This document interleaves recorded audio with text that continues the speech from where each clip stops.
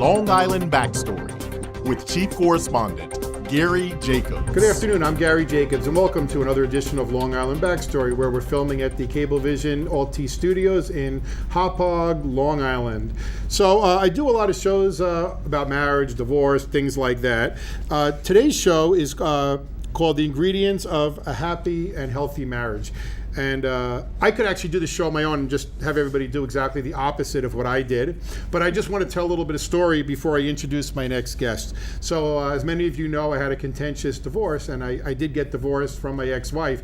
But just recently, I decided that I wanted to get back with her. So I reached out to her and asked her if she'd be interested in getting back together, but she wasn't. She was afraid I was going after my money. So... Everybody in the studio got that was funny. So, okay, that's just, as we talked about in a previous show that we did with Dr. Pitta, we have to learn to laugh at ourselves. That's right.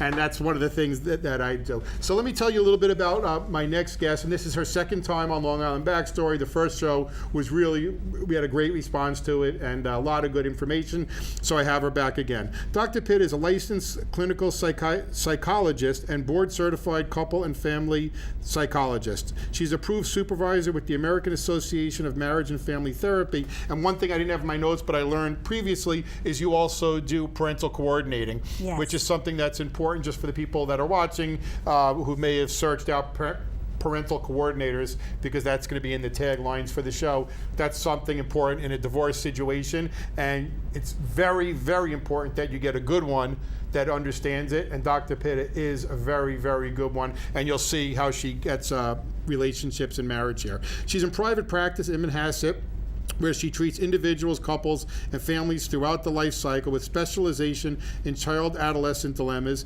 couple and marital conflict, sandwich generation issues such as caretaking. She also specializes in anxiety and depression and eating disorders. I guess I could use you for that one too, huh? She's an adjunct professor and coordinator of postgraduate program in integrative couple and family therapy at St. John's University. She's the author of a book, Solving Modern Family Dilemmas, and Assimilative Family Therapy Model, where she describes how she conceptualizes treatment and offers cases throughout the lifestyle. The book is available on Amazon. We'll give a little bit of more information on that later on. So Dr. Pitta, welcome back to Long Island Backstory. Appreciate you taking the time to come back. So the show that we're doing today, and as I say, many people watching go, what is Gary doing a show about a healthy marriage? He usually does it after the marriage breaks down and they're in court and how to get through. But really, I truly, from the bottom of my heart, I tell people when they call me, I get a lot of calls from people because they know I'm the president of Americans for Legal Reform and I'm an advocate for family law reform. And God, when I see that phone sometimes and I see a phone number of somebody I haven't heard from in a long time come up, I say, oh no, that means they're looking to get divorced and they want help.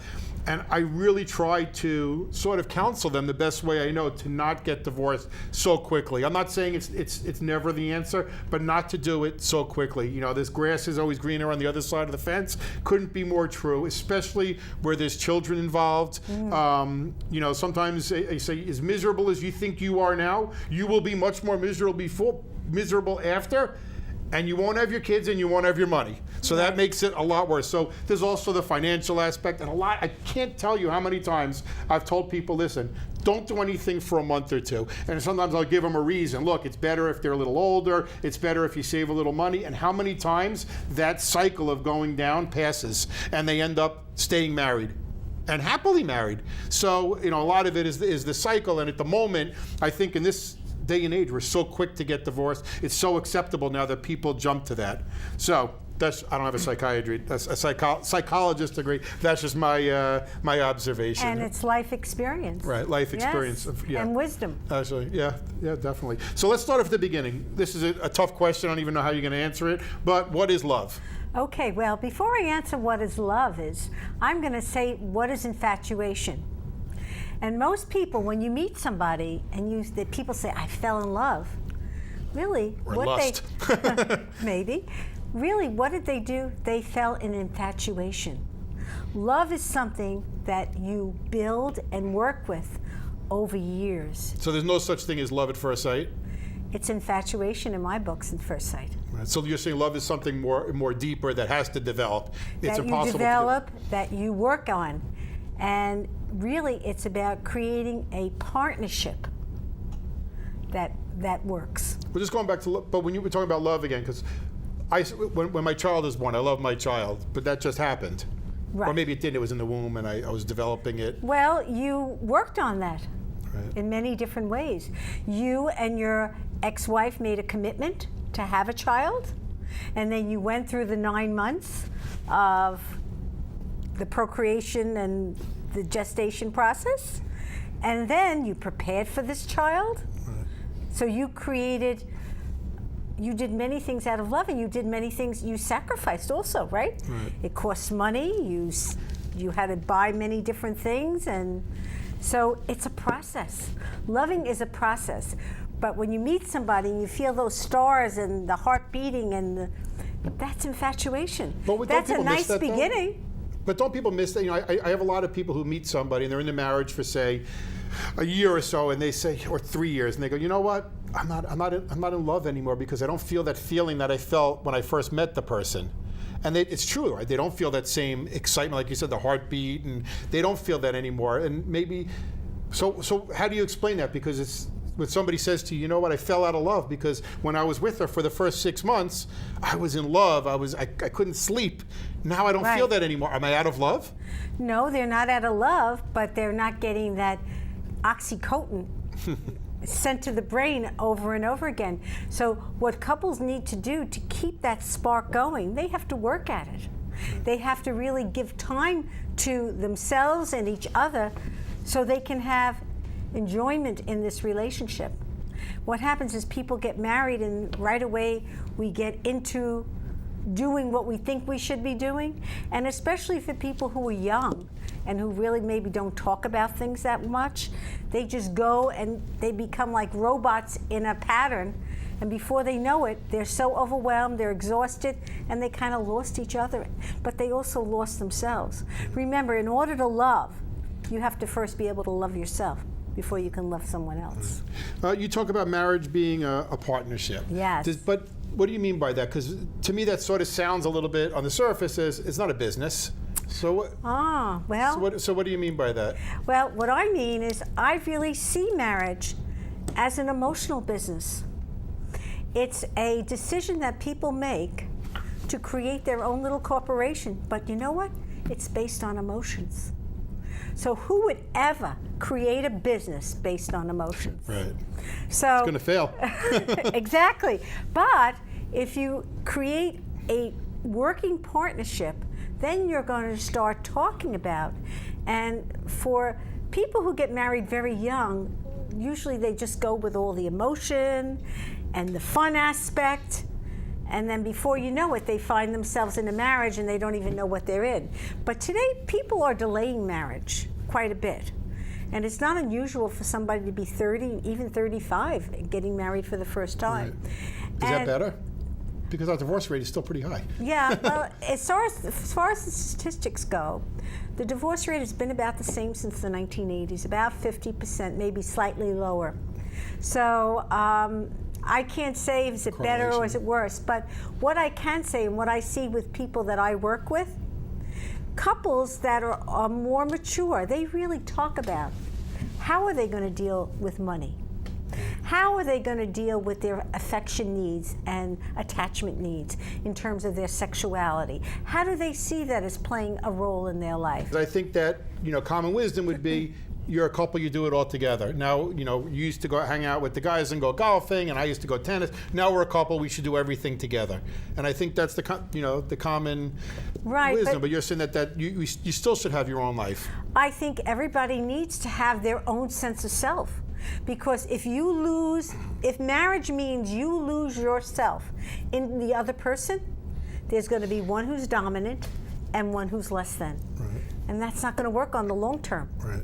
So what do you mean about, maybe this goes into the next thing, about having self-respect? You say, it's common that we ever know you should respect people, but you talk about having self-respect for your spouse and for yourself, having your own self-respect. Explain that. Well, what I mean is how you conduct yourself.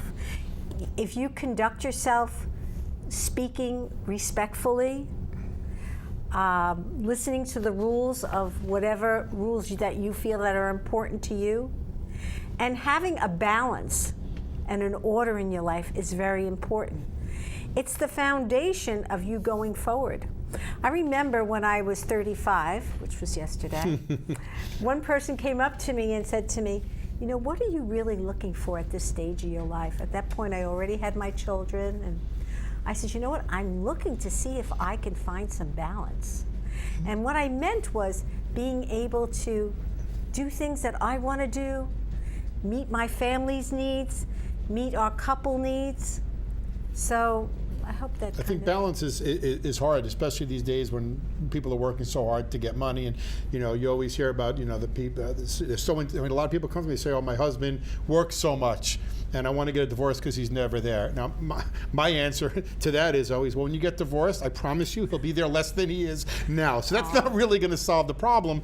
But maybe that person does need therapy to teach them to get this balance. It's not an easy thing. No, because it isn't. obviously it's easy to say have balance and be home more, and that person's going to say, well, I will, but our income may drop 30% if I'm home this much more. And that's, you know, and then, well, I don't like that. I like spending the money. It really needs to be worked through. I think you're bringing up a very good point. And how does the couple think about money? What is the importance of money in their life? How much are they willing to give up of their life for money? Right. And these are conversations. And I'm sure this is what you discuss all the time when you practice money. Absolutely. These are conversations that couples really need to have. And they really need to be honest with themselves. Because if a woman wants, we'll just go in the traditional sense, if the woman is staying home and the man is working and she wants her husband to work less, then there might be less money in the household. And both the husband and the wife have to agree that that is okay. Right. And you know what, lots of times you, especially it's all according to where you live, but you know, if the Joneses have it, the natural thing is that you want it too. So you really have to know who you are, and what you respect. I see with the younger people, there is a movement towards minimalism. And I see people that have come from families that are relatively well-to-do. And they drive a Prius. Yes. It's almost become a status symbol to downsize. The young people, I see them not as materialistic as, say, my group was. Right, right. That's interesting. So you talk about being able to trust your own judgment. What do you mean by that? Well, that means to know what your position is around an issue. No matter how much pressure you are getting to move your position to another way, if that's what you truly believe, your ability to stand by it. And you know what? The ability to trust yourself doesn't only start in a marriage. It starts way back when you were a child and you were kind of challenged on the playground. And then as you grew to be a teenager and you were challenged by your friends, well, take the drink or take the pot or whatever. So it's really something that evolves over the life cycle. And if you're having difficulty with, lots of people will come into me and say, you know what, I just can't make decisions. I just can't trust myself. And so we look at that, and most times those patterns start way back in the family. And if people can identify that really maybe they had an overbearing parent that never gave them that opportunity to take that healthy risk, to take that chance and go out there and try things out. So they always sit in the background. And then many times they'll marry somebody who'll just take over. But then before you know it, what are they doing? They're resenting them. You know, I think it's interesting because I've always sort of felt it's never easy to do the right thing, or it's usually not easy to do the right thing, and it's usually harder. And I think that's what you're saying, that if, you know, I have conviction, I'm going to do something, but you know what? It's not always easy to be. It's easy to go with the flow, but that doesn't mean that everybody's doing the right thing. They're just doing it because it's easy. Also, sometimes, you know, trusting your judgment when it's right is not easy to do. It is not easy. You know, sometimes. and I think that's something I like to teach my, taught my children, that, you know, stand for what's right. Right, but the bottom line is as you become more and more secure in how you feel and what you do, it gets easier to set those limits and boundaries. Right. And those red flags go off quicker. Right. So what about communicating in a respectful way? This is a tough one, right? Because, you know, and I'm sure it bothers you. I mean, we've all seen people sitting in a restaurant or a diner, and you hear maybe it's the husband talking to his wife in just such a disrespectful way. But for me, it almost bothers me more when I hear parents talking to their children in a condescending, disrespectful way. I say, how do you talk to somebody you love so much but they don't know that's all they know because that's the way they were brought up. Exactly. And they think that that's normal. And who's going to tell them? I'm not going to walk up to them and say, what are you doing talking to your child that way? Of course. But how do we even know what is respectful? Well, you know what? Let me just talk a little bit about communication. Communication to a relation is like water to a plant. If you don't have a healthy way of communicating with the people that you interact with, you just build anger, hostility. You keep it within, I guess. And well, some people act it out and they scream it out too. But you just build a very unhealthy system. So what's really important in terms of couples communicating is that they spend, first of all, they take the time. How many people say, I don't have the time to talk right now. I have to do the next thing, or I have to do this, or listen to this. So, you know, sometimes you'll go into a restaurant and you'll see a couple talking across from each other, and they're both on their phones. Right. So it's really important to take the time to talk to each other. And second of all, when you talk, you talk, and then the other person listens. And then what's really important, and maybe you and I could just practice this for a second to show the audience, is you repeat what the other person says, and then you respond. So why don't you tell me something, and I'll... Well, it was nice to meet you at a psychological event a couple weeks ago and invite you on the program. I'm glad you took the opportunity to come out and be on the show. Well, that's very nice. Thank you so much for saying that. So you're telling me that it was really nice to meet me, and you know what? Thank you so much, and it was really nice to meet you. Thank you. So if you see, I repeated what you said, you got validated. Mm-hmm. Now why don't we bring it to another level where you're my partner and you're maybe upset with me? Can you think of something? I don't know if I'd call you doctor if you were my wife. No. But Dr. Pitta, you know, I'm really disappointed because I had a really nice romantic dinner planned for you at home tonight, and I have flowers on the table, and you were supposed to be home at 7 o'clock, and it's 8:30, and you're just walking in the door now, and I'm upset about that because I planned this nice dinner, and you just ruined my whole night. Oh. Well, I guess what I'm hearing is that I really feel bad, even just hearing this, but that you planned this whole special night for us, and I came in late.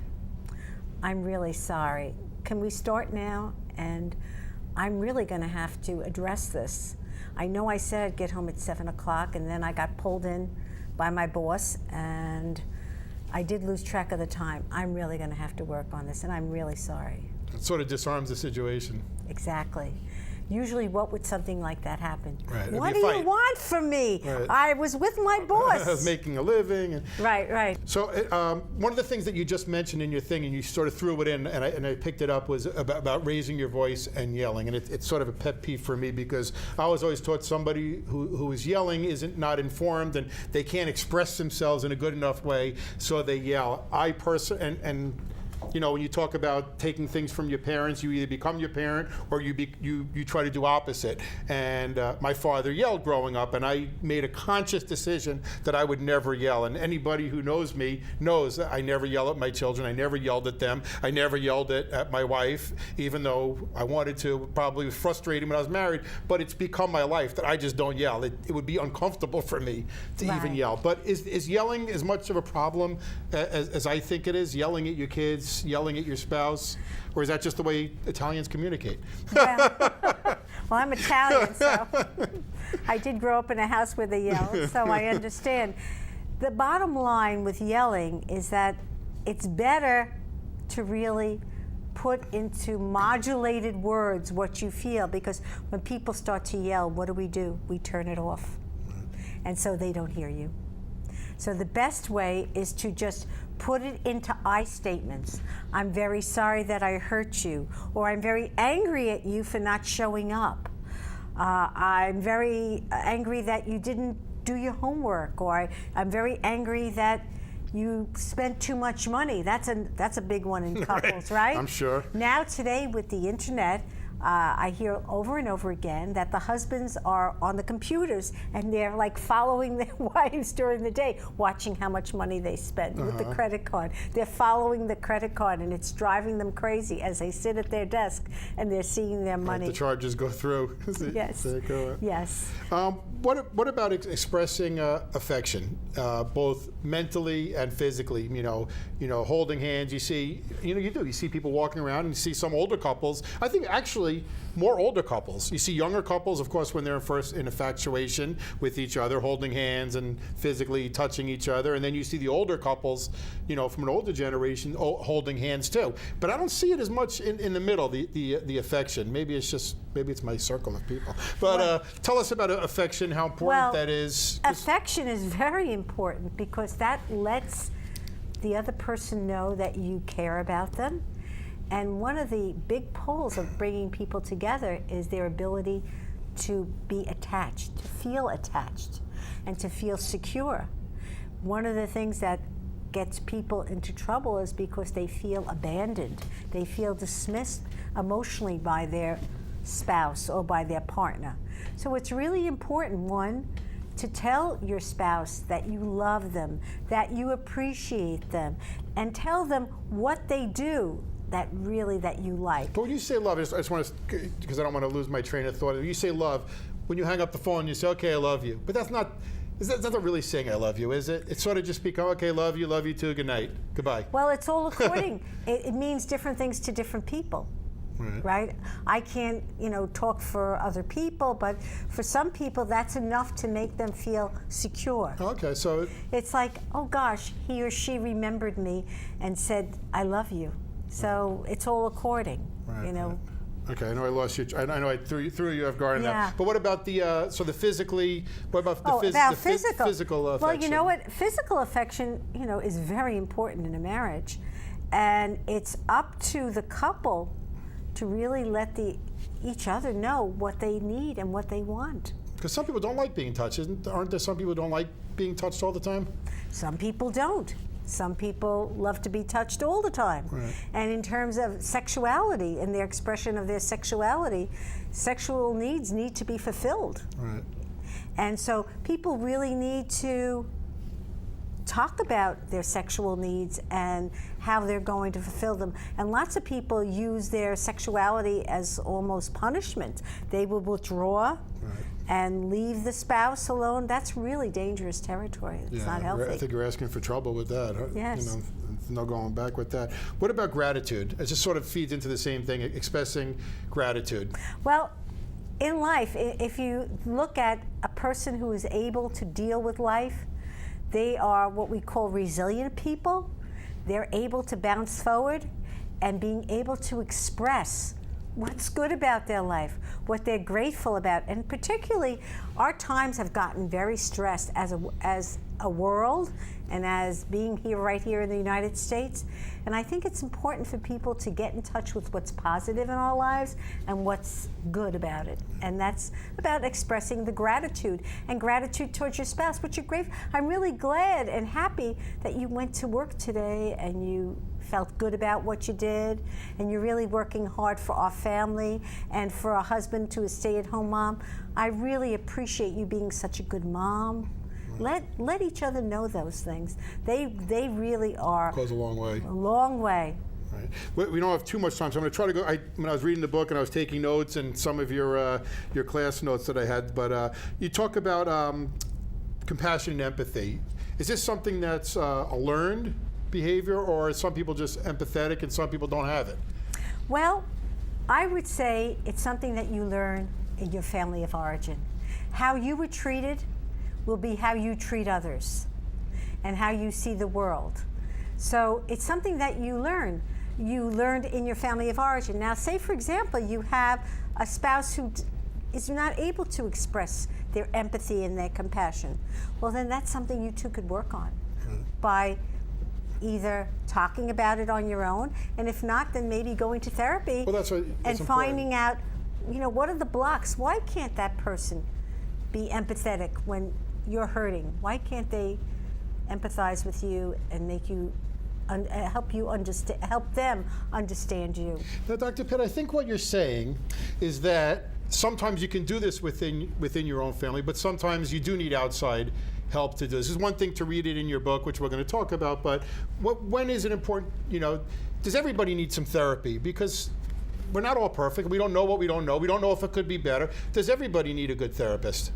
Well, I can't make that generalization, but I would say that therapy is education. And when people come to me, I say, you're very fortunate to be able to spend this time to get an education into yourself and with someone who is not biased and who is there to help you become the best person you can be. So it's really an individual decision, but especially if you're in distress. But do you wait till you're in distress? Well, because you can always be happier, can't we? Well, some people do, but what I can see is I see a trend. I see children in my practice, and I see parents bringing children to therapy that I'd say in previous generations would never have. They're very sensitive to their child feeling good about themselves and being able to express themselves. And today we're talking about couples, and I feel that if couples feel that they are having any kind of distress or inability to communicate, they should go and get a few sessions, and it would really be so helpful. I mean, we go to a doctor every year, right, for an annual physical. Right. And maybe this is checkup. A checkup. Yeah, maybe this is a good idea. Come in for a checkup. And as I said, when we met, I was so impressed with you, and I know there are many other people who are good. And sometimes maybe it's even just having that hour with your spouse. You may not, if you didn't go to this therapist, you may not ever have an hour where you actually sit down with your cell phones in the car and the TV off. Right, but if that's the case, then I mean, it's great that they're at that therapist's office, but they really need to make changes, because if they're not spending any time with each other. Don't you think that's common now? That a lot of people they just go through their lives parallel and don't really spend the time as a couple? Well, it's unfortunate if that's the case. I would say I hope that people will, even just listening to the show, if nothing more, if they can get the idea that, take 15, 20 minutes every night and connect. It's worth it. I just want to, we have a lot of stuff that we didn't get to today, but if you want some more information on Dr. Pitta, this is a copy of her book, and it's called Solving Modern Family Dilemmas. An excellent, excellent book. Much of what we did, I actually got from reading the book and took my notes, and this is available on Amazon, of course. But Dr. Pitt also does lectures on what we spoke about. So if there are any church groups watching, social groups, community organizations, temples, mosques, whatever it is, this is something I think that really, really can help people out, because we all want to be happy. I mean, at the end of the day, that's what this comes down to, a healthy and happy marriage. We want to be happy. Mature marriage. Right, yes. So this is important. Where else can they reach you, Dr. Pitta, besides getting your book? You could look me up on www.drpatriciapitta.com, and there will be my phone number. And also you can follow me on Twitter, Dr. Pitta, Dr. Pitta. P-I-T-T-A. Yes. I'm Gary Jacobs, and thank you, Dr. Pitta, for coming back. I really appreciate it. I'm sure we'll have you back again on the show. And if you like what you see, please go to the bottom and click share and help other people. We'll see everybody next week.